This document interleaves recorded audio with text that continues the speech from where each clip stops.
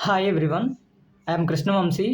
గత 4 ఇయర్స్ నుంచి నేను తెలుసుకోలేనిది నాకు కొన్నాళ్ళ క్రితం అర్థమైంది. నాకు ఇంటర్నలైజ్ అయ్యింది. అదేంటంటే మాక్ టెస్ట్‌ని ఎలా సాల్వ్ చేయాలి? దాని నుంచి మన ఎగ్జామ్‌లో ఎలా రెప్లికేట్ చేసుకోవాలి? అసలు రియల్ ఎగ్జామ్‌లో కూడా ఎలా ఇంప్లిమెంట్ చేసుకోవాలి? మీ అందరికీ తెలుసు మనకి 2 అవర్స్ ఉంటది.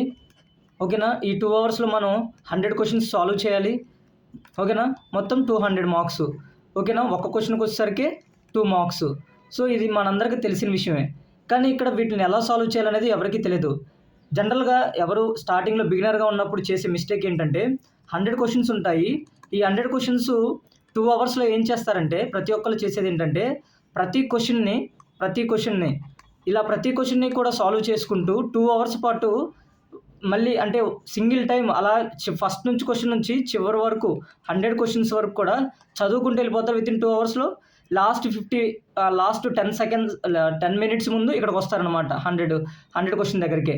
అంటే జస్ట్ ఇక్కడ నుంచి ఇక్కడికి వెళ్ళటానికి ఒక్కొక్క క్వెషన్ దగ్గర చాలా సేపు ఆగటాలు, చాలా ఆలోచించటాలు, ఏది పెట్టాలో తెలియకపోవటాలు ఇలా చేస్తుంటామనమాట. అంటే ఒక్క రౌండే వేస్తామనమాట మనం. పేపర్ అంతా అంటే ఈజీ క్వెషన్ ఏదో తెలియదు. మనకి కష్టమైన క్వెషన్ ఏదో తెలియదు. అంటే ఇక్కడేంటంటే మనం ఫస్ట్ క్వెషన్ నుంచి అలా సాల్వ్ చేసుకుంటూ వెళ్తాము 100 క్వెషన్ వరకు. ఈ మధ్యలో ఎన్ని ఈజీ క్వెషన్‌లు ఉన్నాయో తెలియదు. ఇలా టైం అయిపోతా ఉంటది మనకి. మనకి ఇక్కడ ఏం మిగులుతదంటే ఈజీ క్వెషన్‌లన్నీ మిస్ చేసేస్తాం ఇక్కడంతా. లేదంటే సాల్వ్ చేయటం మానేస్తాము. లేదంటే హడావుడిలో ఏదో ఒకటి మార్క్ చేసి ఇలా దిద్దేసి వచ్చేస్తాము. సో, ఇది జనరల్‌గా చేసే మిస్టేకే నేను కూడా చేశాను. నేను లాస్ట్ 2 అటెంప్ట్స్‌లో కూడా చేసింది ఇదే. బట్ ఇప్పుడు నాకు ఒక దగ్గర స్ట్రక్చర్డ్ అప్రోచ్ ఉంది. మీకు చెప్తాను. మీరు కూడా నేర్చుకోవడానికి ట్రై చేయండి. అది ఈజీగా ఉంటది. మామూలుగానే అర్థమైద్ది. చూడు ఎప్పుడు కూడా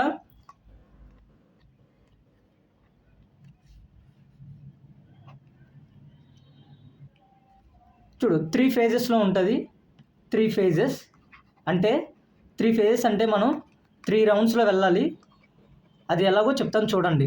ఇక్కడ మోస్ట్ ఫేజ్ 1 అంటే ఫస్ట్ 1 అవరు.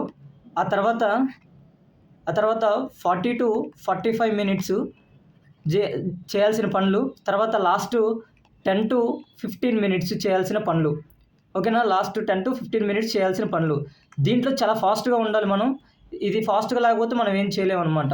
ఓకేనా? ఇది 3 ఫేజెస్‌లో మనకి చేయాల్సిన పనులు. ఓకేనా? సో, ఇప్పుడు చూడండి ఫస్ట్ అవర్‌లో ఏం చేయాలంటే మనకి జనరల్‌గా ఒక 35 క్వెషన్స్ ఈజీగా ఉంటాయి. అంటే ఇది ఈజీ సెక్షను. ఓకేనా? Easy section. ఓకేనా? ఇప్పుడు ఈ ఈజీ సెక్షన్‌లో ఎలా డివైడ్ చేసుకోవాలో చూడండి.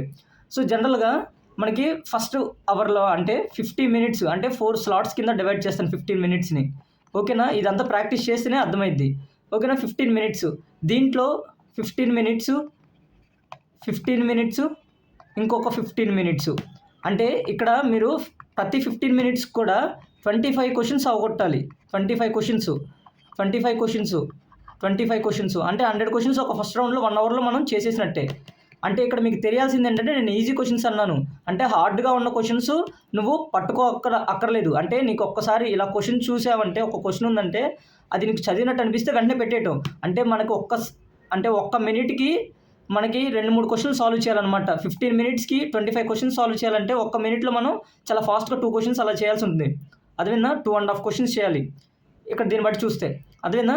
సో, మీరు ఇలా 15 మినిట్స్ డివైడ్ చేసుకుంటే ఆల్మోస్ట్ ఇప్పుడు ఎన్నైనాయి 100 క్వెషన్స్ కంప్లీట్ చేసినట్టే.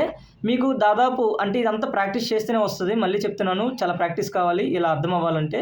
బట్ ఒక క్లారిటీ అయితే వస్తది మీకు. నెమ్మదిగా మీరు తెలుసుకోవాలి కాబట్టి. ఓకేనా? చూడండి 25 క్వెషన్స్, 25 క్వెషన్స్, 25 క్వెషన్స్, 25 క్వెషన్స్. ఓకేనా? సో, ఇలా చేసినప్పుడు మనకి ఆల్మోస్ట్ అంటే 1 మినిట్‌కొచ్చేసరికే మీరు ఎలా చేయాలంటే 1 ½ క్వెషన్ చేయాలనమాట. అంటే దగ్గరగా 2 క్వెషన్స్ చేయాలి మీరు.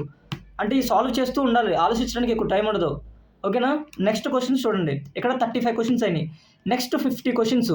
అంటే ఆల్రెడీ మీరు పైన చూసుంటారు. ఇప్పుడేం చేయాలంటే 40 మినిట్స్ ఉంది మనకి ఇక్కడ టైము. అంటే 10 మినిట్స్, 10 మినిట్స్, 10 మినిట్స్, 10 మినిట్స్. ఓకేనా? దీనికి అనుగుణంగా క్వెషన్స్ డివైడ్ చేసుకోవాలి. అంటే ఆల్మోస్ట్ ఇక్కడ ఒక 12 questions, 13 questions, 13 questions, 13 questions, 13 questions లేదా 10 క్వెషన్స్ ఎన్నైనాయి ఇక్కడికి? సరే అప్రాక్సిమేట్‌గా 50 అనుకుందాం. ఓకేనా? ఈ 10, 10, 10, 10 అంటే ఆల్మోస్ట్ ఇక్కడ 11 క్వెషన్స్. సో, ఇప్పుడు 50 క్వెషన్స్ అయినాయి. దీన్ని బట్టి చూస్తే 50 క్వశ్చన్స్. ఓకేనా? ఇవి ఎలా ఉంటాయంటే ఆల్రెడీ నువ్వు సాల్వ్ చేసి ఉంటావు. ఆల్మోస్ట్ ఇక్కడ నీకు 2, 3 మనకి 2 ఆప్షన్స్ ఆల్రెడీ ఎలిమినేట్ చేసే ఉంటావు. లైట్‌గానే చేయొచ్చు. ఇక్కడ ఇది క్రూషియల్ ఫేజ్ అనమాట. అంటే మనకి 2 ఆప్షన్స్ ఉంటాయి. ఓకేనా? ఈ 2 ఆప్షన్స్ 4 ఆప్షన్స్ ఉన్నప్పుడు ఇప్పుడు 4 ఆప్షన్స్ ఉన్నాయి. ఏ, బి, సి, డి. ఈ 4 ఆప్షన్స్‌లో మనకి 2 తీసేద్దాము. ఇంకా 2 మిగిలినాయి. ఈ రెండిట్లో ఇప్పుడు ఈ టైంలో పెట్టుకోవాల్సిందనమాట మనం. ఓకేనా? సో నెక్స్ట్ ఇక్కడ చూద్దాము. నెక్స్ట్ వచ్చేసరికి దీని ఫేజ్ వచ్చేసరికి నెక్స్ట్ మనకి ఇన్‌ట్యూషన్ బేస్. అంటే జస్ట్ నీ భ్రమ అంతే. నీకు ఇది కరెక్ట్ అనుకుంటే అది పెట్టేయడం అనమాట. దీంట్లో ఒక 15-20 క్వశ్చన్స్. ఓకేనా? 15-20 క్వశ్చన్స్. ఓకేనా? ఇవి ఇన్‌ట్యూషన్ బేస్డ్ క్వశ్చన్స్. ఇప్పుడు నువ్వు నన్ను అడిగితే యాక్యురసీ ఎలా మెజర్ చేసుకోవాలని అడిగావు అనుకోండి, నేను యాక్యురసీ చెప్తా చూడండి. ఇప్పుడు యాక్యురసీ చెప్తా చూడండి. యాక్యురసీ ఏం లేదు.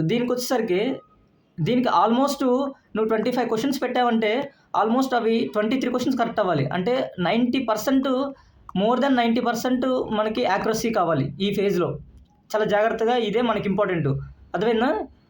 ఇంపార్టెంట్. యాక్యురసీ అనేది చాలా ఇంపార్టెంట్. 90% ఉండాలి యాక్యురసీ. దీంట్లో 50% యాక్యురసీ చాలు. ఓకేనా? అంటే ఫర్ ఎగ్జాంపుల్ ఇక్కడ చెప్తాను చూడండి. ఇప్పుడు 35 క్వశ్చన్స్ పెట్టామనుకోండి. ఇక్కడ ఆల్మోస్ట్ ఒక ఆల్మోస్ట్ 30 క్వశ్చన్స్ కరెక్ట్ అయిపోవాలి. ఇక్కడ 35 క్వశ్చన్స్ అంటే నువ్వు ఒక్క నిమిషం. ఇక్కడ 35 క్వశ్చన్స్ పెట్టామనుకోండి. ఈజీ క్వశ్చన్స్‌లో 32 క్వశ్చన్స్ కరెక్ట్ అయిపోవాలి. ఇక్కడ నువ్వు ఆల్రెడీ 50 క్వశ్చన్స్ ఉన్నాయి నీకు ఇక్కడ. 50 క్వశ్చన్స్.